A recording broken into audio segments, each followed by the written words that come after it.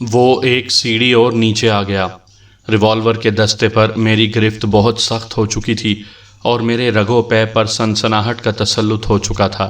اس وقت مجھے یہ تہیہ کرنا پڑا کہ اگر صورتحال بگڑتی نظر آئی تو میں لازماً اس شخص پر گولی چلا دوں گا۔ اس کے بعد یقیناً بڑے ہنگامی حالات پیدا ہو جاتے، لیکن میں اس کے علاوہ کچھ اور کر بھی تو نہیں سکتا تھا۔ رہ گئی ہنگامی صورتحال کی بات تو اسے سنبھالنا پرنسس تارا کا کام تھا۔ واپس جاؤ، ڈاکٹر گپتا سخت لہجے میں بولا۔ کیا میں تم سے کہہ نہیں چکا کہ میں شہر سے آ کر ہی بات کر سکوں گا؟ ونسٹن چرچل کے محافظ کے انداز سے یہ بات صاف ظاہر ہو چکی تھی کہ وہ ہمارے قریب آنا چاہتا تھا، لیکن ڈاکٹر گپتا کے لہجے کی سختی نے اسے تیسری سیڑھی پر ہی روک دیا۔ بہت بہتر سر، وہ آہستہ سے بولا۔ شوفر کار کا دروازہ کھولے خاموش کھڑا تھا۔ جلدی بیٹھیے سر، میں نے دھیمی آواز میں ڈاکٹر گپتا سے کہا۔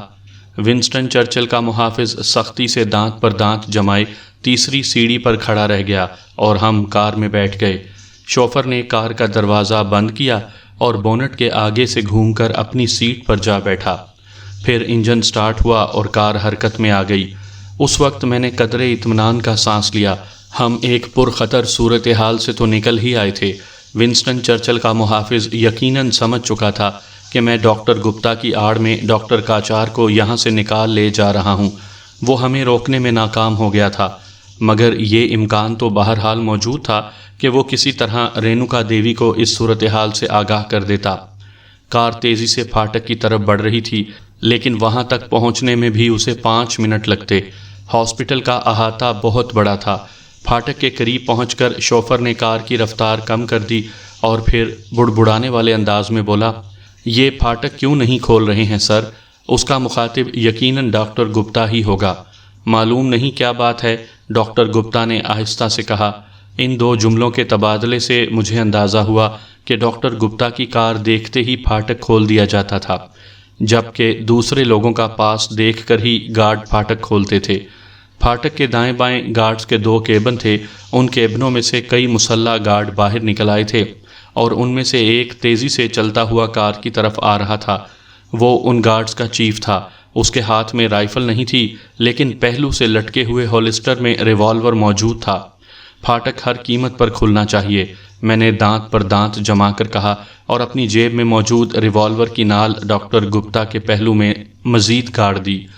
چیف گارڈ کار کے قریب آ کر رکا اور پھر جھک کر کھڑکی سے ڈاکٹر گپتا کی طرف دیکھتا ہوا بولا، سر پھاٹک کھلواؤ۔ ڈاکٹر گپتا نے غرا کر کہا، پھاٹک تو میں کھلوا دوں گا سر، لیکن اس کی تمام تر ذمہ داری پھر صرف آپ پر ہی ہوگی۔ آپ ہی کو جواب دہ ہونا پڑے گا۔ کس کو جواب دہ ہونا پڑے گا؟ میں بول پڑا۔ دراصل چیف گارڈ نے کہا تھا، ابھی پولیس کمشنر کا فون آیا تھا، انہوں نے حکم دیا تھا کہ پھاٹک کسی کے لیے بھی نہیں کھولا جائے گا۔ کوئی گڑبڑ ہو گئی ہے اور پولیس بہت جلد یہاں پہنچنے والی ہے۔ شاید وہ لوگ ہیلی کاپٹرز استعمال کریں گے۔ پولیس کمشنر نے کہا تھا کہ 15-20 منٹ میں وہ خود یہاں پہنچ رہے ہیں۔ آخر ایسی کیا گڑبڑ ہو گئی؟ ڈاکٹر گپتا نے آہستہ سے کہا۔ میں کیا بتا سکتا ہوں سر؟ پھاٹک کھولو، میں سخت لہجے میں بولا۔ پولیس کو جواب دے دیا جائے گا، ہم بے حد ضروری کام سے جا رہے ہیں۔ چیف گارڈ نے سوالیہ انداز میں ڈاکٹر گپتا کی طرف دیکھا اور میں نے ریوالور کی نال اس کے پہلو میں کچھ اور زیادہ گڑ دی۔ ہاں، ڈاکٹر گپتا کی آواز کچھ بھر گئی، میں جواب دے لوں گا، تم فوراً پھاٹک کھلواؤ۔ سر، چیف گارڈ نے ہچکچاتے ہوئے کہا، کہیں اس طرح ہمارا ہاسپٹل کسی قانونی جھمیلے میں نہ پڑ جائے۔ یہ سوچنا تمہارا نہیں، ڈاکٹر کا کام ہے۔ میں غرایا، میں خاصا بے چین ہوتا جا رہا تھا۔ ہاں، ڈاکٹر گپتا پھر بولا، تم فوراً پھاٹک کھلواؤ۔ چیف گارڈ نے مڑ کر اپنے ماتحت عملے کو اشارہ کیا کہ پھاٹک کھول دیا جائے۔ میں نے شوفر سے کہا، جیسے ہی پھاٹک کھلے تیزی سے نکل جانا۔ اس وقت شوفر نے میری ہدایت پر اس طرح عمل کیا جیسے وہ ڈاکٹر گپتا کا حکم ہو۔ پھاٹک کھل ہی رہا تھا کہ وہ کار کو آہستگی سے حرکت میں لے آیا اور جیسے ہی پھاٹک پوری طرح کھلا، کار ایک زناٹے سے نکلتی چلی گئی۔ اس صورتحال کا تجزیہ کرنا کوئی مشکل بات نہیں تھی۔ میں سمجھ گیا تھا کہ ونسٹن چرچل کے محافظ نے رینوکا دیوی کو اس صورتحال سے آگاہ کر دیا ہوگا۔ ممکن ہے اس کے پاس کوئی ٹرانسمیٹر ہو۔ اس کے بعد یہ کام رینوکا دیوی کے لیے مشکل نہیں تھا کہ وہ پولیس کمشنر کے ذریعے یہ حکم یہاں پہنچوا دے۔ وہ بہت بارسوخ اور با اثر تھی۔ مجھے معلوم تھا کہ اسے بھارتی وزیر اعظم کا قرب حاصل ہے۔ اب پولیس کو ہیلی کاپٹروں کے ذریعے یہاں پہنچنا تھا۔ اس میں بھی یقیناً 15-20 منٹ لگتے، جبکہ میں زیادہ سے زیادہ 5 منٹ میں اپنی ذمہ داری سے عہدہ برا ہو جاتا۔ 5 میل کا فاصلہ طے کرنے میں زیادہ سے زیادہ اتنا ہی وقت لگتا۔ اس کے بعد پرنسس تارا خود کہہ چکی تھی کہ اس کے بعد کی صورتحال کو وہ خود سنبھال لے گی۔ اس وقت میں نے پہلی مرتبہ غور سے ڈاکٹر کاچار کی طرف دیکھا۔ اس کا چہرہ جذبات سے یکسر عاری تھا، بالکل سپاٹ۔ اس کے برخلاف ڈاکٹر گپتا کے چہرے کی رنگت بار بار متغیر ہو رہی تھی۔ 5 میل تک یہ سڑک اتنی اچھی بنی ہوئی تھی کہ وہ فاصلہ طے کرنے میں بامشکل 4 منٹ صرف ہوئے۔ یہاں پھر ایک پھاٹک تھا جہاں گارڈز موجود تھے، ان کی تعداد 6 تھی۔ وہ سب کے سب پھاٹک کے قریب موجود تھے۔ ڈاکٹر گپتا کی کار کے لیے یہ پھاٹک بھی کھل جانا چاہیے تھا، مگر نہیں کھلا اور شوفر کو کار روکنا پڑی۔ ان گارڈز میں سے ایک ان کا چیف تھا جو تیزی سے کار کی طرف آیا۔ میں آہستگی سے بولا، ڈاکٹر گپتا، اسے بہت سختی سے حکم دو کہ پھاٹک کھول دیا جائے۔ یہ بہرحال تمہارا ملازم ہے اور اسے تمہارا حکم ماننا چاہیے۔ اس وقت ڈاکٹر گپتا نے اپنے ہونٹوں پر زبان پھیری، شاید اس کے ہونٹ خشک ہو گئے تھے۔ چیف گارڈ نے کھڑکی کے قریب آ کر جھکتے ہوئے ڈاکٹر گپتا کی طرف دیکھا اور پھر بولا، سر، آپ کو واپس جانا ہوگا۔ سرکاری حکم ہے کہ یہ پھاٹک کسی قیمت پر بھی نہ کھولا جائے۔ کیا بکواس ہے، میں نے غرا کر کہا۔ تم سرکار کے ملازم ہو یا ڈاکٹر گپتا کے؟ چیف گارڈ نے میری طرف نہیں دیکھا اور براہ راست ڈاکٹر گپتا ہی کی طرف دیکھتا ہوا بولا، سر، بے شک ہم آپ ہی کے ملازم ہیں، لیکن اس وقت ہم آپ کی بات نہ مان کر زیادہ سے زیادہ اپنی ملازمت سے ہاتھ دھو سکتے ہیں، لیکن اگر ہم نے آپ کا حکم مان لیا تو ہماری گردن قانون کے نہ جانے کس شکنجے میں جکڑی جائے۔ پہلے تو کسی کو یہاں سے نہ گزرنے دینے کا حکم پولیس کمشنر کی طرف سے تھا، لیکن ابھی ابھی یہ حکم ہمیں براہ راست وزیر اعظم کے ملٹری سیکرٹری سے ملا ہے۔ میں سناٹے میں آ گیا۔ یہ بات میرے سان گمان میں بھی نہیں تھی کہ رینوکا اس حد تک سرکاری اختیارات استعمال کر بیٹھے گی۔ یہ سب گارڈز ریٹائرڈ صحیح، لیکن بہرحال ان کا تعلق فوج سے رہا تھا، اس لیے وہ وزیر اعظم کے ملٹری سیکرٹری کے حکم کو نظر انداز کرنے کی ہمت ہرگز نہیں کر سکتے تھے۔ پھاٹک کے دائیں بائیں کوئی رکاوٹ نہیں تھی، کار کو ذرا سا کاٹ کر اس طرف سے بھی نکلا جا سکتا تھا، لیکن یہ بات پرنسس تارا پہلے ہی بتا چکی تھی کہ وہاں زمین پر جگہ جگہ کیلیں گڑی ہوئی ہیں۔ اس طرف سے گزرنے کی کوشش کا نتیجہ یہی نکلتا کہ ہماری کار کے چاروں ٹائر برسٹ ہو جاتے۔ آپ واپس چلے جائیے سر، چیف گارڈ قدرے توقف سے بولا۔ آپ خود بھی سمجھ سکتے ہیں کہ یہ کوئی بہت ہی اہم معاملہ ہوگا، ورنہ ہمیں یہ حکم براہ راست وزیر اعظم کے ملٹری سیکرٹری سے نہ ملتا۔ کچھ بھی ہو، میں سخت لہجے میں بولا، ہمیں ہر قیمت پر جانا ہے۔ کیوں سر؟ میں نے ڈاکٹر گپتا کی طرف دیکھا۔ ہاں، ڈاکٹر گپتا نے میرے ریوالور کی سختی کا اندازہ کرتے ہوئے چیف گارڈ سے کہا، پھاٹک کھول دیا جائے۔ میں معافی چاہتا ہوں سر، چیف گارڈ کا لہجہ جذبات سے یکسر عاری ہو گیا۔ پھاٹک کسی قیمت پر بھی نہیں کھولا جا سکتا۔ میرے جسم میں شدید سنسناہٹ پھیل گئی۔ یہ فیصلہ کرنا دشوار تھا کہ اب مجھے کیا کرنا چاہیے۔ یہ تو ممکن ہی نہیں تھا کہ میں چشم زدن میں ان سب گارڈز کو اپنے ریوالور کا نشانہ بنا دیتا۔ میں ان میں سے بامشکل 2-3 کو ٹھکانے لگا پاتا اور پھر باقی میں سے 4 گارڈ کوئی محفوظ پوزیشن لے کر جوابی فائرنگ شروع کر دیتے۔ ایک احتمال یہ بھی تھا کہ جب میں گارڈز پر فائرنگ شروع کرتا تو ڈاکٹر گپتا کو میرے ریوالور پر جھپٹ پڑنے کا موقع مل جاتا۔ گویا یہ میری بے بسی کا نقطۂ عروج تھا۔ کوئی آدھے منٹ تک بڑا بوجھل سا سکوت طاری رہا۔ سر، چیف گارڈ پھر بولا، بہتر یہی ہے کہ آپ واپس چلے جائیں، اسی میں ہاسپٹل کی اور ہم سب کی بہتری ہے۔ ڈاکٹر گپتا نے کن آنکھیوں سے میری طرف دیکھا، انداز ایسا ہی تھا جیسے سوال کر رہا ہو کہ اب کیا ارادہ ہے۔ دفعتاً ایک دھماکہ ہوا اور ہم سب چونک گئے۔ وہ دھماکہ ایک رائفل چلنے کی آواز سے ہوا تھا۔ ہماری نظریں آواز کی سمت اٹھ گئیں۔ پھاٹک پر کھڑے ہوئے گارڈز میں سے ایک نے اپنی رائفل سے اپنے ہی ایک ساتھی کو نشانہ بنا دیا تھا۔ پھر اس نے بڑی تیزی سے 2 فائر اور کیے اور اس کے یہ دونوں نشانے بھی بے خطا نہیں تھے۔ اس نے اپنے 3 ساتھیوں کو ہلاک کر دیا تھا، لیکن اس وقفے میں چوتھے گارڈ کو گویا اس ناگہانی سے سنبھلنے کی مہلت مل گئی۔ اس نے فائرنگ کرنے والے کو گولی مار دی۔ یہ سب کچھ بڑی تیزی سے ہوا تھا، لیکن اس وقت میرے ذہن نے بھی بڑی تیزی سے کام کیا اور میں نے بڑی پھرتی سے ریوالور نکالا اور کار کے قریب کھڑے ہوئے چیف گارڈ کی پشت پر گولی ماری۔ وہ جھٹکا کھا کر گرا اور اس میں تو کوئی شک یا شبے کی گنجائش ہی نہیں تھی کہ وہ ختم ہو گیا ہوگا۔ پھاٹک پر کھڑا ہوا گارڈ جس نے فائرنگ کرنے والے کو گولی ماری تھی بڑی تیزی سے ایک طرف لپکا، شاید وہ کسی آڑ میں جگہ لینا چاہتا تھا۔ اس وقت میں نے اپنا ریوالور والا ہاتھ کھڑکی سے نکال کر بھاگتے ہوئے گارڈ کا نشانہ لیا۔ ڈاکٹر گپتا کے لیے یہ بڑا اچھا موقع تھا۔ اس نے مجھے دبوچ لینے کی کوشش کی، لیکن ڈاکٹر کاچار بھی بر وقت حرکت میں آ گیا۔ اس نے بڑی تیزی سے ڈاکٹر گپتا کے دونوں ہاتھ پکڑ لیے اور مجھے بھاگتے ہوئے گارڈز کا نشانہ بنانے میں کوئی دشواری نہیں ہوئی۔ وہ گولی کھا کر گرا اور پھر بے حس و حرکت ہو گیا۔ ڈاکٹر گپتا کا شوفر اس صورتحال سے بری طرح بوکھلا گیا تھا۔ یہ بات اس کی سمجھ میں نہیں آ سکی تھی کہ یہ سب کیا ہو رہا ہے۔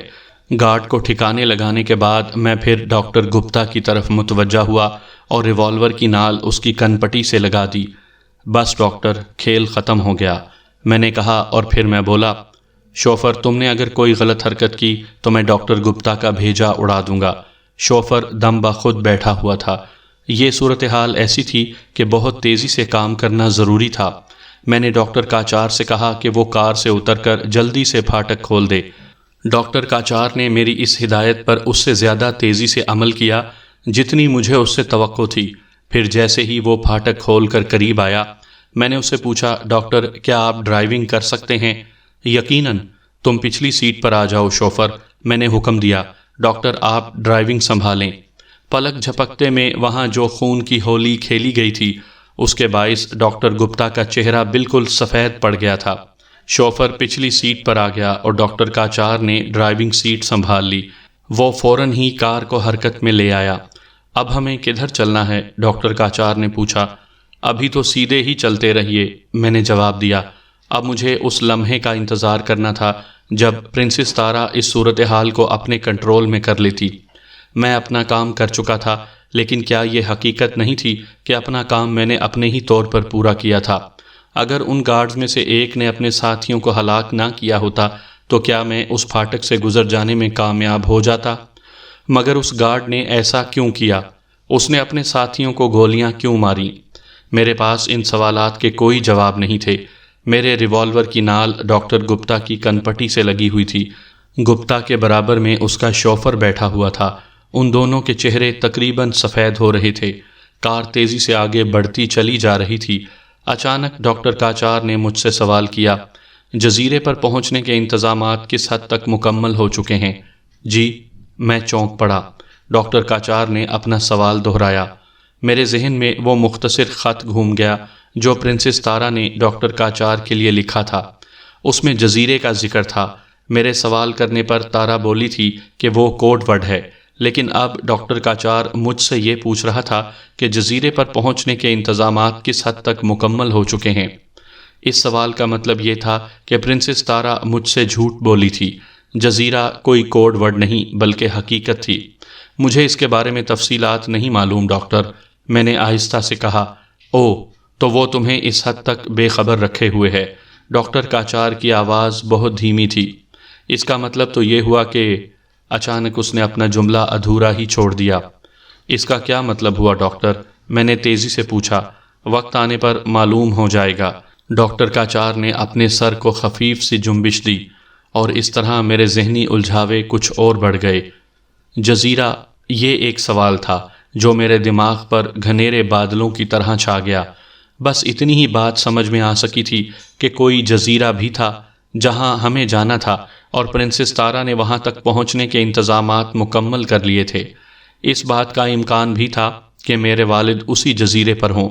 پرنسس تارا نے ایک مرتبہ بتایا تھا کہ وہ یہاں سے بہت دور ہیں۔ اچانک مجھے عقب سے انجنوں کی گونج سنائی دی۔ میں نے ایک دم مڑ کر دیکھا۔ وہ 2 موٹر سائیکلیں تھیں جو ہمارے تعاقب میں چلی آ رہی تھیں۔ ان کے سواروں کی وردیوں سے میں نے اندازہ لگایا کہ وہ ہاسپٹل کے باڈی گارڈز میں سے تھے۔ یقیناً فائرنگ کی آوازیں شاید وہاں تک پہنچ گئی تھیں اور ان 2 گارڈز کو ہمارے تعاقب میں بھیج دیا گیا تھا۔ یہ بات میرے علم میں تھی کہ وہاں صرف 2 ہی موٹر سائیکلیں تھیں۔ ایک اور مصیبت۔ بہت تیز چلیں ڈاکٹر، میں جلدی سے بولا۔ ایکسیلیٹر پر ڈاکٹر کاچار نے اپنے پاؤں کا دباؤ بڑھا دیا۔ کار خاصی اچھلنے لگی۔ یہ راستہ ہاسپٹل کی 5 میل لمبی سڑک کی طرح چکنا اور ہموار نہیں تھا۔ میں نے گزشتہ رات یہ بات سوچی تھی کہ ہاسپٹل سے ڈاکٹر کاچار کو نکال لے جانا کوئی بہت زیادہ دشوار مہم ثابت نہیں ہوگی، لیکن اب یہ بات ظاہر ہو رہی تھی کہ یہ جان جوخم کا کام تھا۔ ایک کے بعد ایک رکاوٹ سامنے آ رہی تھی۔ ڈاکٹر کاچار عقب نما آئینے میں دیکھ کر بولا، 2 موٹر سائیکلیں ہمارے تعاقب میں آ رہی ہیں۔ میں انہیں دیکھ چکا ہوں ڈاکٹر۔ میری آواز شاید کچھ بھر آ گئی تھی۔ بس یہی کوشش کیجئے کہ وہ ہم تک نہ پہنچ سکیں۔ اب میں پرنسس تارا پر بھی جھلا رہا تھا۔ اس نے یہ بات کہی تھی کہ 5 میل کی حد سے نکلنے کے بعد وہ صورتحال کو اپنے قابو میں کر لے گی۔ دفعتاً میں نے فضا میں ہلکی سی گونج سنی۔ میں نے کھڑکی سے باہر دیکھا اور بے اختیار ایک طویل سانس لی، جو غالباً اطمینان کی سانس تھی۔ ایک ہیلی کاپٹر تیزی سے ہماری طرف بڑھتا چلا آ رہا تھا۔ ابھی ہمیں ہاسپٹل کے پھاٹک سے گزرے ہوئے 10 منٹ بھی پورے نہیں ہوئے تھے، لہٰذا اس کا امکان نہیں تھا کہ وہ ہیلی کاپٹر پولیس کا ہو۔ پولیس کے ہیلی کاپٹر اتنی جلدی وہاں تک نہیں پہنچ سکتے تھے، لہٰذا امکان یہی تھا کہ یہ وہی ہیلی کاپٹر ہوگا جس میں پرنسس تارا کے آدمی تربیتی پرواز کر رہے تھے۔ گویا ہمیں کمک پہنچ چکی تھی۔ پرنسس تارا نے تو یہی کہا تھا کہ ان حدود میں پہنچ کر وہ حالات کو اپنے کنٹرول میں لے لے گی۔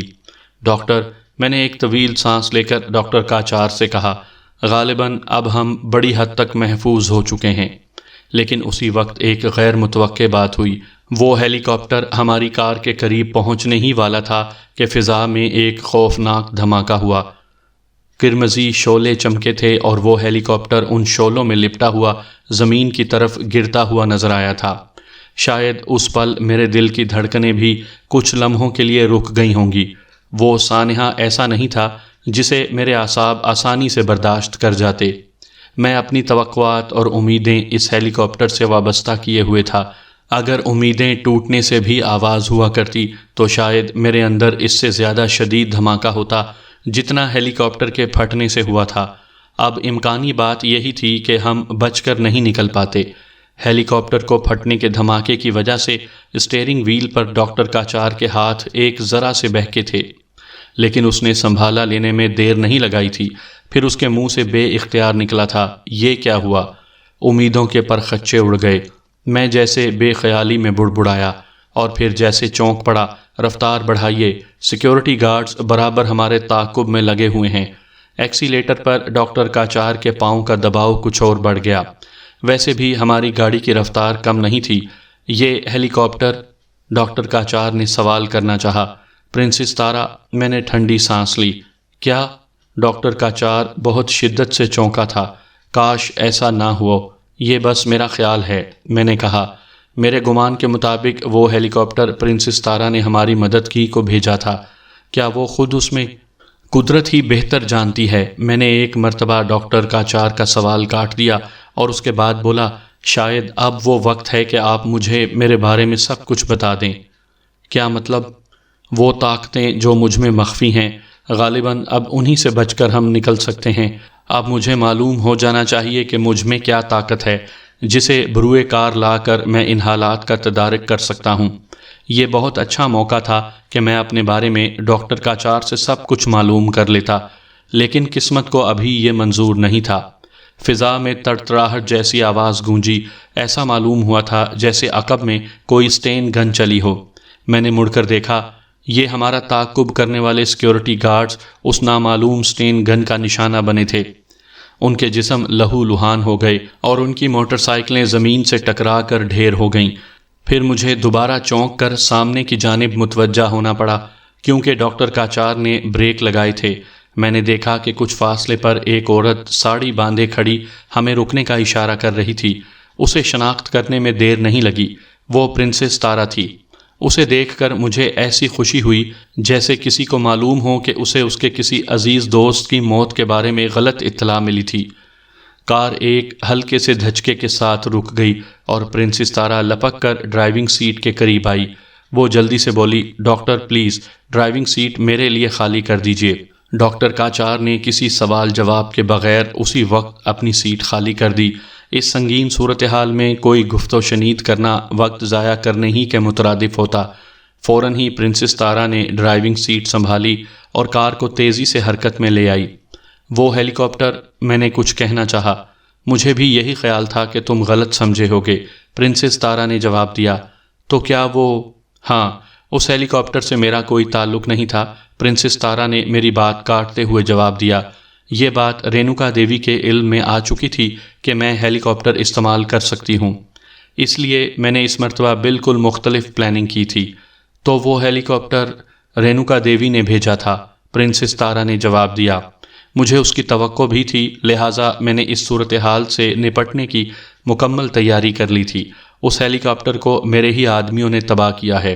اس کے بعد پھر ایک پوائنٹ تھا جہاں میرے آدمی تیار تھے، چنانچہ اس پوائنٹ پر سیکیورٹی گارڈز کا بھی خاتمہ کر دیا گیا۔ اوہ، میرے منہ سے اتنا ہی نکل سکا۔ مگر پولیس کے ہیلی کاپٹرز کسی وقت بھی یہاں پہنچ سکتے ہیں، ڈاکٹر کاچار نے کہا۔ لیکن پھر ڈاکٹر کاچار کے علاوہ مجھے بھی پرنسس تارا کے اس جواب کی توقع نہیں رہی، کیونکہ ہماری توجہ اس بند ہیوی ٹریفک کی طرف مبذول ہو گئی تھی جو ہمیں ایک ٹیلے کی آڑ میں کھڑا ہوا نظر آیا تھا۔ یہ اس قسم کا آہنی ٹرک تھا جس میں فوجی نوعیت کا بڑا ساز و سامان بند کر کے لے جایا جاتا ہے، مثلاً ٹینک وغیرہ۔ اس ٹرک کا عقبی حصہ کھلا ہوا تھا اور ٹرک کے اوپری حصے سے زمین تک ایک آہنی ڈھلوان لگی ہوئی تھی۔ پرنسس تارا نے کار کی رفتار بہت کم کی اور پھر کار کو اس ٹرک کے اندر چڑھا لے گئی۔ اس نے کار کا انجن فوراً ہی بند کر دیا تھا۔ میں نے دیکھا کہ کچھ نامعلوم آدمیوں نے ٹرک کا عقبی حصہ بند کیا اور پھر وہ ٹرک حرکت میں آ گیا۔ پرنسس تارا نے اس وقت ایک طویل سانس لی جو غالباً اطمینان کی سانس تھی۔ اس نے کہا، ابھی تک تو میرا پلان کامیاب رہا ہے۔ کیا اس ٹرک کو چیک نہیں کیا جا سکتا؟ میں بول پڑا۔ 2-3 منٹ گزر جانے کے بعد ہمارا ٹرک سڑک پر پہنچ کر اسی قسم کے ٹرکوں کے ایک قافلے سے مل جائے گا۔ مائی گڈنس، ڈاکٹر کاچار نے ایک طویل سانس لی۔ تم نے بڑی لمبی پلاننگ کر ڈالی ہے پرنسس۔ کوئی آسان معاملہ تو نہیں تھا نا یہ، پرنسس بولی۔ آخر ہمارے مقابل رینوکا ہے، کیا اس قافلے کو چیک نہیں کیا جائے گا؟ میں بولا، اس کے بارے میں کچھ کہنا ابھی قبل از وقت ہوگا، یعنی ابھی تم پوری طرح مطمئن نہیں ہو۔ اطمینان تو اس وقت ہوگا جب ہم… پرنسس نے اپنا جملہ اچانک ہی ادھورا چھوڑ دیا اور پھر ڈاکٹر کاچار سے بولی، ڈاکٹر، یہ آپریشن آپ کے لیے بڑا غیر متوقع ثابت ہوا ہوگا۔ یقیناً، ڈاکٹر کاچار نے کہا، اور یہ تو میں سوچ بھی نہیں سکتا تھا کہ… یہ باتیں ہم بعد میں کریں گے، پرنسس تارا نے جلدی سے کہا۔ نہ جانے کیوں مجھے یہ گمان ہوا کہ ڈاکٹر کاچار میرے بارے میں کوئی بات کرنا چاہتا تھا، لیکن پرنسس تارا نے جانے کیوں اس کی بات کاٹ دی تھی۔ پرنسس تارا کار کا دروازہ کھول کر اترتی ہوئی بولی، میں ذرا حالات کا جائزہ لے لوں۔ پھر وہ جواب کا انتظار کیے بغیر ٹرک کے اگلے حصے کی طرف گئی جہاں ڈرائیونگ کیبن تھا۔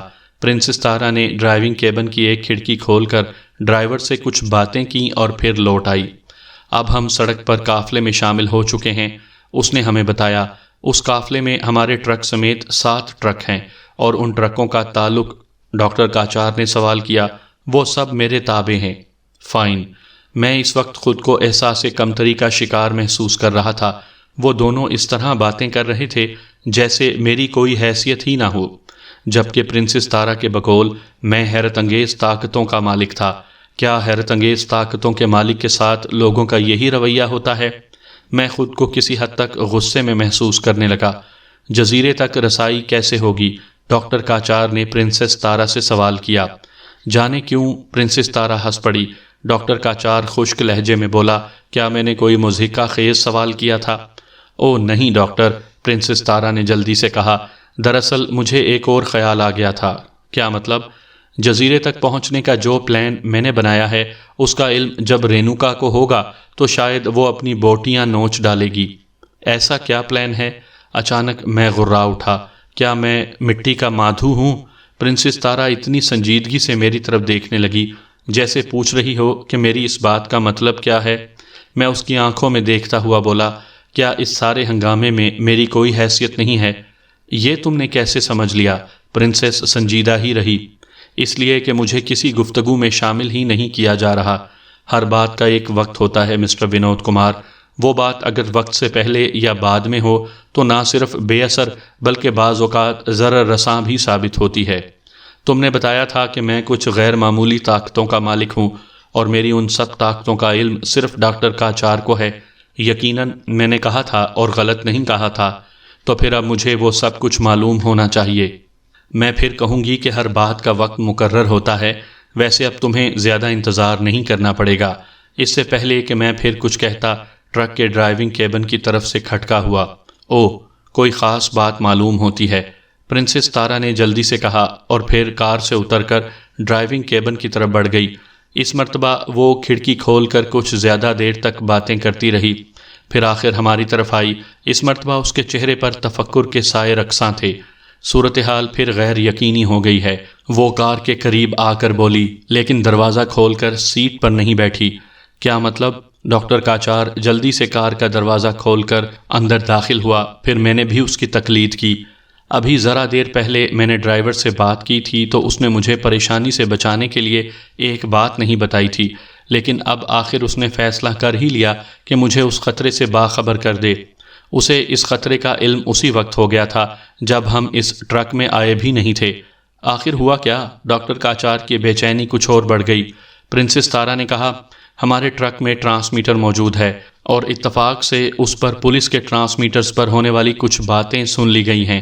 پولیس کو ہمارے فرار کا علم ہو چکا ہے، اب ان کے ہیلی کاپٹر ہمیں تلاش کر رہے ہیں۔ ان ہیلی کاپٹر سے ہمارے ٹرکوں کے قافلے کو دیکھ لیا گیا ہے، چنانچہ ان لوگوں نے پولیس کمشنر سے دریافت کیا ہے کہ کیا یہ واقعی گورنمنٹ کے ملٹری ٹرکس ہیں۔ اوہ، ڈاکٹر کاچار نے پرتشویش لہجے میں کہا۔ پھر پولیس کمشنر نے انہیں کیا جواب دیا؟ وہ ملٹری ہیڈ کوارٹر سے معلومات کر کے ابھی 5 منٹ میں ان ہیلی کاپٹرز کو جواب دے گا، اور وہ جواب ظاہر ہے کہ ہمارے حق میں نہیں ہوگا۔ تو پھر اب آخر تمہاری پلاننگ کیا تھی؟ کچھ دیر بعد ہمارا ٹرک قافلے سے الگ ہو کر ایک کچے راستے پر اتر جاتا اور ہمیں ایک قافلے تک پہنچا کر لوٹ جاتا، لیکن کیا؟ اب اگر ہمارا ٹرک قافلے سے الگ ہوا تو ہماری نگرانی کی جائے گی، اور ہماری نگرانی کی جانے والے ہیلی کاپٹرز کو شبہ اور قوی ہو جائے گا۔ آخر انہیں شبہ ہوا کیوں؟ اس مرتبہ میں بول پڑا۔ انہیں آس پاس کے سارے علاقے میں ہماری کار نہیں دکھائی دی ہوگی، اس لیے وہ ان ٹرکوں کو دیکھ کر شبے میں مبتلا ہو گئے ہوں گے۔ اس قافلے کے کسی بھی ٹرک میں ایک تو کیا 2 کاریں بھی چھپائی جا سکتی ہیں۔ پھر اب کیا ہوگا؟ ڈاکٹر کاچار نے بے چینی سے پوچھا۔ پرنسس تارا نے فوراً کوئی جواب نہیں دیا۔ اس کے چہرے پر غور و فکر کی پرچھائیاں رقص کر رہی تھیں۔ غالباً وہ اسی سوال پر غور کر رہی تھی جو ڈاکٹر کاچار نے اس سے کیا تھا۔